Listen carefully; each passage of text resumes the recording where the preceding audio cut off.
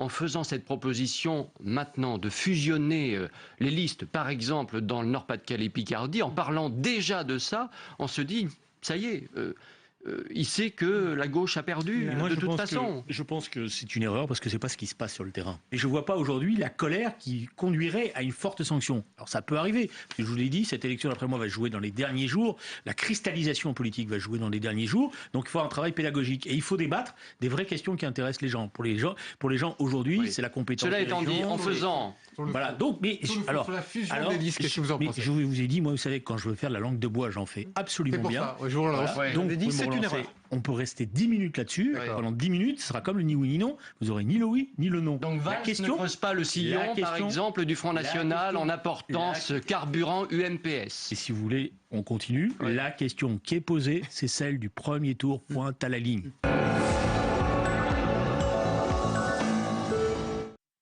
Dans moins de 2 mois, Limoges fera partie de la plus grande région de France.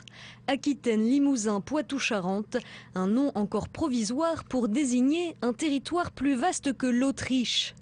Limoges perdra son statut de capitale régionale au profit de Bordeaux. C'est donc là que sera transférée la présidence de la DRAC, la Direction régionale des affaires culturelles. Les agents, eux, resteront sur place, mais l'inquiétude est grande. Aujourd'hui, les chiffres qu'on nous donne, c'est 2016, 290 personnes à l'échelle de la grande région, 2019, 290 aussi. Personne n'est dupe, c'est impossible. On aura des baisses d'effectifs, c'est ce qui est voulu. Vous êtes chirurgien, vous êtes avocat, vous avez une maison, une résidence secondaire à la campagne, en Syrie, et vous vous retrouvez pendant 3-4 ans dans un camp de toile. Il est normal que les gens aient envie de venir en Europe pour s'offrir peut-être davantage, je dirais, d'avenir à leurs enfants, d'offrir davantage d'avenir à leurs enfants. Mais ces gens n'ont pas vocation à rester chez nous. Ils ont vocation à rentrer chez eux. Je suis totalement d'accord avec M. Quatremer sur un point, c'est des réfugiés. Et quand on regarde dans l'histoire, on va dire l'histoire du XXe siècle, il y a eu des mouvements massifs de réfugiés, des gens qui ont fui la guerre ou les persécutions. Ils ont été accueillis, et la plupart du temps, dans des pays européens. Et puis une fois que la situation était normalisée dans leur pays, ils sont revenus, parce qu'on ne quitte jamais son pays, évidemment, avec plaisir.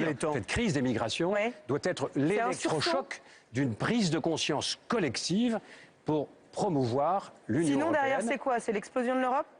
Le risque, s'il n'y a pas de sursaut, l'Europe, en effet, est en danger. L'UMPS, c'est une fable de Madame Le Pen. Moi, je trouve que le Premier ministre, au contraire, est très serein. Après, j'espère aussi, chers collègues, que nous sommes tous inquiets face à la montée du Front National. Moi, j'ai plutôt envie de parler de l'extrême droite. Cette extrême droite, vous savez, qui discute avec des partis néo-nazis dans toute l'Europe. Parce qu'à force de banaliser le Front National, il faut aussi se rappeler ce qu'il est.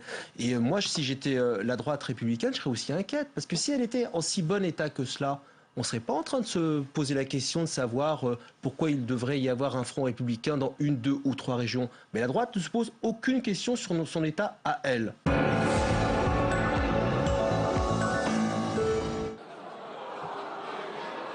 Il y a là, au Sénat, mesdames et messieurs les sénateurs, monsieur le Président, une ambiance que j'aime désormais retrouver régulièrement. Et une attente que je ne trouve pas ailleurs, mais que je vois ici.